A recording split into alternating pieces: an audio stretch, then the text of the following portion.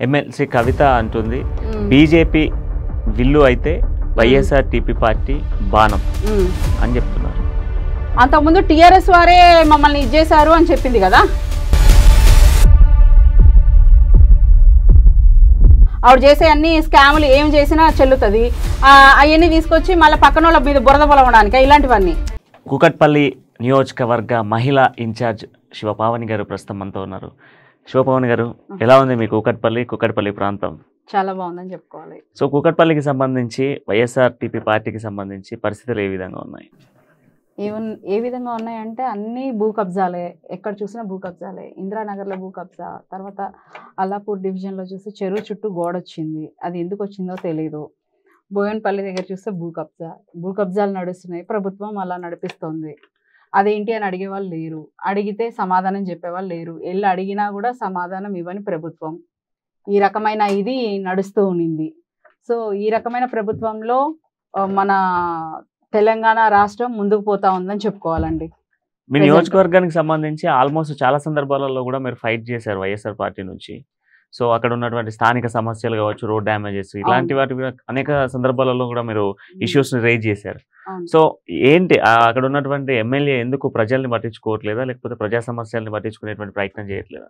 అంటే ప్రజా సమస్యల పైన ఆయన చూపిస్తున్నారు అనే కన్నా కేటీఆర్ గారు కట్టే బ్రిడ్జిల మీద, కేటీఆర్ గారు చెప్పే వాటి మీద అండ్ గ్రౌండ్స్ మీద ఇంట్రెస్ట్ ఉంది తప్ప డివిజన్స్లో ఎలా ఉంది అండ్ వాళ్ళ తాలూకా అంటే మన డివిజన్స్ లెక్కలోకి వస్తే రోడ్లు కొంచెం సరిలేవు, డ్రైనేజ్ అయితే డైరెక్ట్ ఓపెన్ ఉన్నాయి. అక్కడి నుంచి గల్లీలో నుంచి వెళ్తే గనక డైరెక్ట్గా దానిలో పడిపోయే అవకాశాలు ఎక్కువ, చిన్నపిల్లలు ఎక్కువ తిరుగుతూ ఉంటారు కదండి. సో దానిలో డ్రైనేజ్లో కూడా పడిపోయే అవకాశాలు ఉన్నాయి.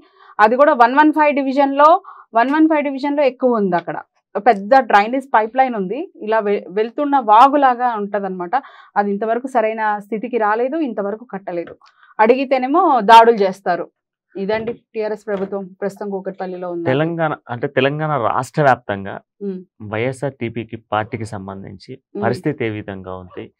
సో ఇప్పటికిప్పుడు ఎలక్షన్స్ వస్తే పార్టీ గెలిచే ఛాన్సెస్ ఉన్నాయా?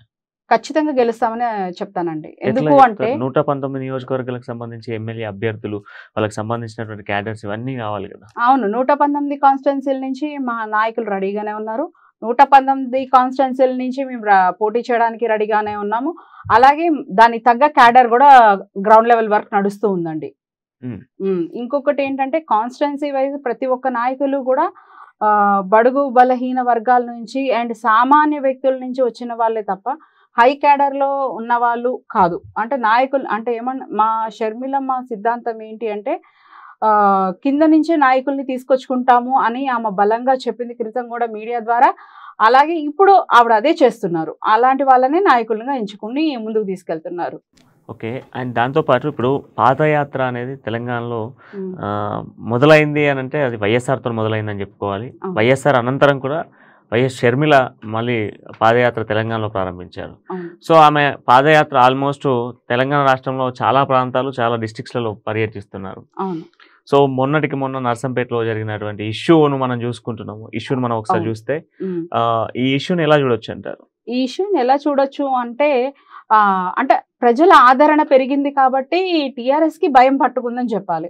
ప్రజలలో ఎక్కువ అంటే ఈవిడ సమస్యలు బయటకు తీయడం ద్వారా ప్రతి ఒక్క కాన్స్టిట్యున్సీ వాళ్ళు ఆవిడ మీద కంకణం కట్టుకున్నారనే చెప్పాలి. ఎందుకు అంటే ఆ సమస్యలు అనేది సమస్యని ఆవిడ ఎత్తి చూపుతున్నారు కాబట్టి. అంటే వీళ్ళు చెయ్యకపోగా ఉన్న సమస్యలు ఇవి మీరు చెయ్యండి అని అడుగుతుంటే కూడా తట్టుకోలేని పరిస్థితి ఉంది ఈరోజు టీఆర్ఎస్ ప్రభుత్వంలో. ఏవండి రైతుల మీద అలాగే ఉంది, మళ్ళా ఉద్యోగాల మీద ఇంతవరకు నోటిఫికేషన్ వచ్చింది కానీ ఉద్యోగాలు లేవు. నిరుద్యోగత వృత్తి అన్నారు, 3000 అన్నారు, అది లేదు. పెన్షన్లు అన్నారు, లేవు. ఒంటరి మహిళా పెన్షన్స్ అన్నారు, అవి లేవు. అదేంటి అని అడిగితే వాళ్ళపైన తిరిగి దాడులు చేస్తున్నారు. మొన్న పాదయాత్రలో బండి సంజయ్ బీజేపీ వారు చేసినా కూడా ఇంతే చేశారు, వేరే వాళ్ళు చేసినా అంతే చేస్తున్నారు. అంటే వాళ్ళు తప్ప ఇంకెవరు పరిపాలనలోకి రాకూడదు, ప్రశ్నించకూడదు, ప్రశ్నించే గొంతుంటే వాళ్ళని తొక్కేయాలని ప్లాన్ చేస్తున్నారు. ఇప్పుడు వరకు జరుగుతుంది అదే టీఆర్ఎస్ ప్రభుత్వంలో పోలీసులు కూడా ఉనికి ఎలా ఉంది అంటే టీఆర్ఎస్కి ఎవరో ప్రత్యేకించి గుండాలు అవసరం లేదండి. పోలీస్ వారే గుండాల్లాగా వ్యవహరిస్తున్నారు. ప్రజల కోసం, ప్రజల సమస్యల పైన ప్రజలకి న్యాయం చేసే విధానంగా లేరు. ఎమ్మెల్యేలకి, ఎమ్మెల్సీలకి, వీళ్ళకి, మినిస్టర్లకి ఉన్నారే తప్ప ప్రజల కోసం అయితే గవర్నమెంట్ ఉద్యోగస్తులు ఎవరు లేరనే చెప్తాను నేను. అంటే షర్మిల పాదయాత్రకు సంబంధించి ఇప్పుడు మొన్న బ్రేక్ పడింది. అవును. సో ఈరోజు ఆల్మోస్ట్ తెలంగాణ రాష్ట్రంలో ఉన్నటువంటి ఇన్ఛార్జీలందరితో కూడా ఆమె ఒక వేదిక ద్వారా మాట్లాడడము, సో మళ్ళీ కూడా రీస్టార్ట్ చేస్తున్నాం పాదయాత్ర అని అనౌన్స్ చేయడం. సో మళ్ళీ పాదయాత్రలో ఇలాంటి అడ్డంకులు రావచ్చు కదా? వస్తే ఎదుర్కోవడానికి సిద్ధంగా ఉన్నామండి. ఇప్పుడు కూడా మేము ఫేస్ చేయడానికి సిద్ధంగానే ఉన్నాం. మేము భయపడిపోయి వెనక్కి తగ్గేది ఏమీ లేదు. మేము ఎట్టి పరిస్థితుల్లో పాదయాత్రను సంపూర్ణం చేసి 100% పాదయాత్రలో, ఎందుకంటే మాకు పబ్లిక్ ఆదరణ ఎక్కువైంది, ప్రజల ఆదరణ ఎక్కువైంది, ప్రజలు కూడా మమ్మల్ని నమ్ముతున్నారు, ప్రజల్లో మమేకమై ఆమె నడుస్తుంది. ఒక మహిళ అయ్యుండి మహిళలకు ఎన్నో సమస్యలు ఉంటాయి. మహిళల పట్ల ఎలాంటి సమస్యలు ఉంటాయంటే మీకు తెలియవు, ఒక చెప్పలేము మేము కొన్ని పరిస్థితుల్లో. అలాంటి సమస్యలతో కూడా ఆవిడ పోరాడుతూ ఈ రోజున పాదయాత్ర చేస్తుంటే ఆవిడ మీద దాడి చేసింది కాక, కేసు పెట్టింది కాక, పైపెచ్చు మళ్ళా నిందలకి గురి చేస్తూ వేరే వాళ్ళ చేత, డ్రామా ఆర్టిస్టుల చేత మమ్మల్ని అనిపించడం కూడా కేసీఆర్ ప్రభుత్వానికే తగిందని చెప్పుకోవాలి. మేము పలుమార్లు వైఎస్ షర్మిల కూడా మాట్లాడుతూ మహిళలకు టీఆర్ఎస్ పార్టీ నుంచి ఎటువంటి గౌరవం లేదని చెప్పేసి మాట్లాడుతున్నాం. అవును, టీఆర్ఎస్ పార్టీ నుంచి గౌరవం లేకపోతే టీఆర్ఎస్ పార్టీ కొన్ని స్కీమ్స్ మహిళల కోసం తీసుకొచ్చింది. కళ్యాణ లక్ష్మి కావచ్చు, షాదీ ముబారక్ కావచ్చు, అదేవిధంగా కేసీఆర్ కిట్ కావచ్చు. ఇట్లా చూసుకుంటే మహిళలకు సంబంధించి అనేక స్కీమ్స్ ఉన్నాయి. సో మహిళలకు గౌరవం లేదని ఎట్లా చెప్పొచ్చు? మీరు అన్నారు కదా, టీఆర్ఎస్ లో పని చేసే వారికి మాత్రమే కళ్యాణ లక్ష్మి దక్కుతుంది తప్ప సామాన్య ప్రజలకు ఎందుకు దక్కట్లేదండి? ఇప్పుడు మొన్నటి వరకు ఇంద్రానగర్ లో చాలా మందికి కొత్తగా మ్యారేజెస్ అయిన వాళ్ళు ఉన్నారు. అయినా కూడా వాళ్ళకి కళ్యాణ లక్ష్మి ఇంతవరకు అప్లై చేసుకున్న రాని సందర్భాలు ఉన్నాయి. కుకట్పల్లిలో, అల్లాపూర్లో ఇలాంటి వాళ్ళ షాదీ ముబారక్ వాళ్ళకి, అలాంటి వాళ్ళు కూడా మా దగ్గరకు వచ్చి చెప్పుకున్న సందర్భాలు ఉన్నాయి. సో అంటే వీళ్ళు ఓన్లీ టీఆర్ఎస్ లో ఉన్న వాళ్ళకి ఇలాంటి న్యాయం జరుగుతుంది తప్ప ప్రజలకి జరగట్లేదని నేను కంటాపదంగా చెప్తాను. ఎందుకు ఆల్మోస్ట్ తెలంగాణ రాష్ట్రంలో అవునండి, టీఆర్ఎస్ లో వర్క్ చేసే వాళ్ళకి అలాంటి ఫలితాలు దక్కుతున్నాయి అంతే తప్ప పబ్లిక్ కి తొందరగా రావట్లేదు. అవి శివపావని కూడా గతంలో 8 సంవత్సరాలు టీఆర్ఎస్ లో పనిచేశారు. సో అప్పుడు కూడా నేను న్యాయబద్ధంగానే పోరాడేదాన్ని. నేను ఎప్పుడు న్యాయ పక్షానే పోరాడతాను, న్యాయం కోసమే ఉంటాను. భగవంతుడి దయ వల్ల ఈ రోజు వరకు నేను డబ్బు సంపాదించలేదేమో కానీ నీతి నిజాయితీకి కట్టుకున్న ఆ మాటకి నేను నిలబడిపోతాను అనమాట.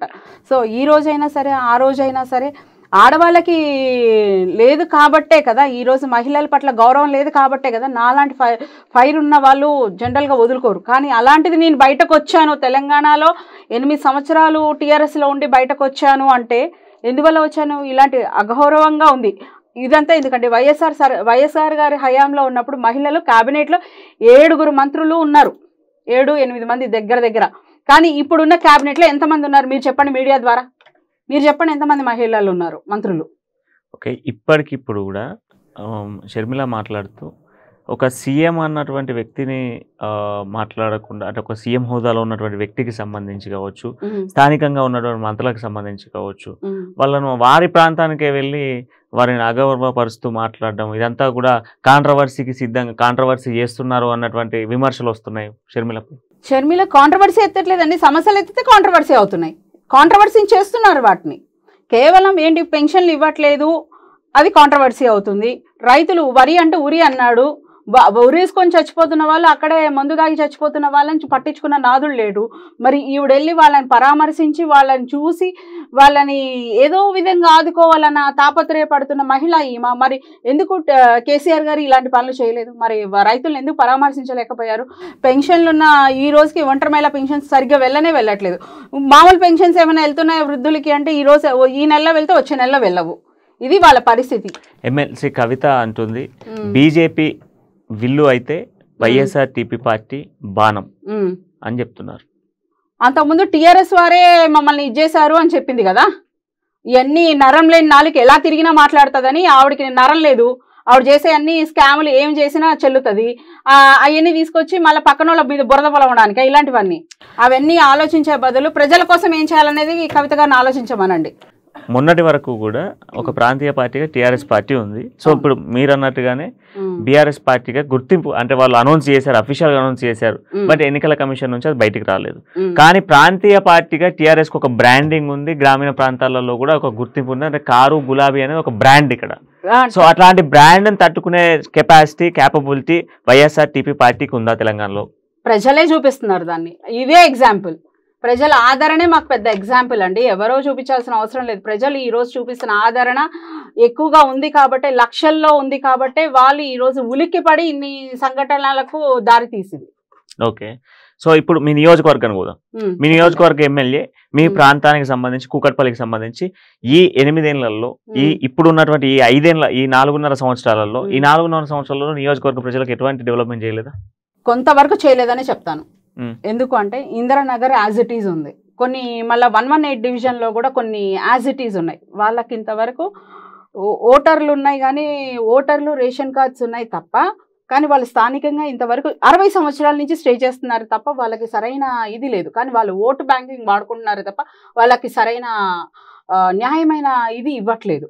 సో ఇలాంటి చాలా కొన్ని అంటే కూకట్పల్లి అనగానే రోల్ మోడల్ ఆఫ్ సగం హైదరాబాద్కి హైటెక్ అనుకుంటారు, కానీ ఫ్యాక్ట్ చూసుకుంటే అల్లాపూర్ కానీ ఇవన్నీ చూసుకుంటే కొన్ని చాలా స్లమ్ ఏరియాస్ ఉన్నాయి, దారుణమైన స్లమ్ ఏరియాస్ ఉన్నాయి. కాబట్టి వాటి మీద బేస్ చేసుకొని వాళ్ళని ఇది చేసుకొని ఆయన ఓట్ బ్యాంకింగ్ చేశారే తప్ప ఫ్యాక్ట్ చెప్తే కానీ వాళ్ళందరికీ న్యాయం జరగట్లేదనే నేను చెప్తాను. వైఎస్ఆర్ టీపీ పార్టీ ఒకవేళ కూకట్పల్లి నియోజకవర్గంలో వస్తే గెలిస్తే అక్కడ ప్రజలకు ఏం చేస్తుంది? 100% వాళ్ళకి ఫస్ట్ 50% మహిళలకి మేము ఖచ్చితంగా వాళ్ళకి ఇస్తాము. అండ్ వార్డ్ మెంబర్స్ కానించి ఎక్కువ మేము మహిళలకే ప్రిఫర్ చేస్తాము. అండ్ డబుల్ బెడ్రూమ్ ఇళ్ళు కూడా, అంటే డబుల్ బెడ్రూమ్ కాదు, ఏ ఇల్లు అయినా సరే మహిళల పేరుని ఇస్తాం. ఫస్ట్ ఆఫ్ ఆల్ చదువు కానీ విద్య కానీ హాస్పిటల్ కానీ ఇవన్నీ ఫ్రీ సదుపాయాలు మేము ఏర్పాటు చేస్తాం.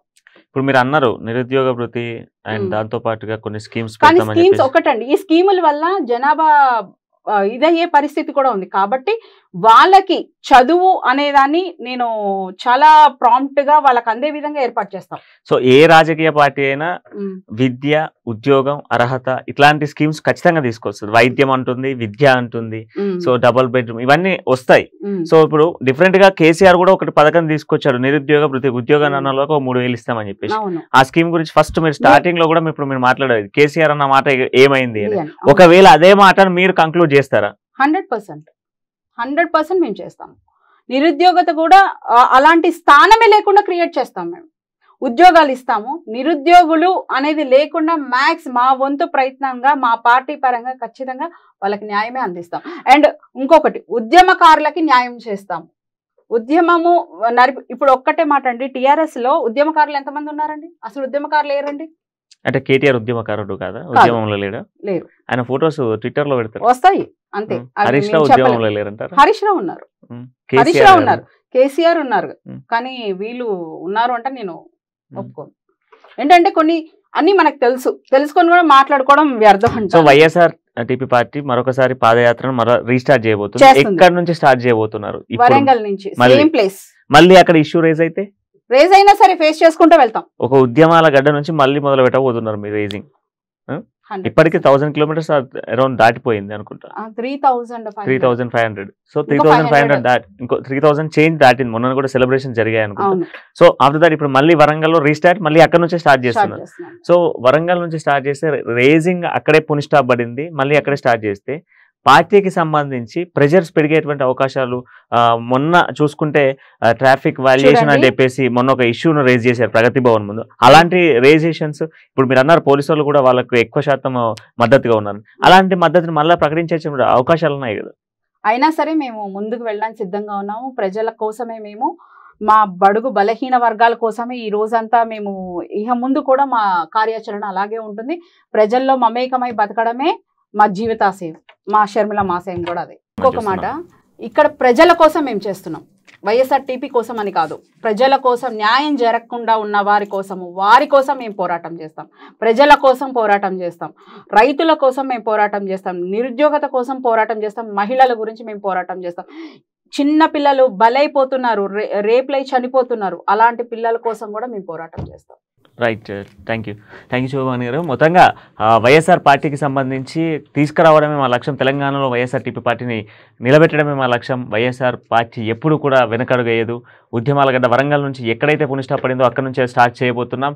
ఎన్ని కష్టాలు వచ్చినా ఎన్ని వడదొడుకులు వచ్చినా కూడా ఉద్యమం ఆగేది లేదు అంటూ చెప్తున్న పరిస్థితులు. సో ఇది ఈరోజు డిబేట్. మరో డిబేట్తో మళ్ళీ కలుద్దాం. అంటే దాన్ని చూస్తూనే ఉండండి అమ్మా న్యూస్, నిజం కోసం జనం కోసం.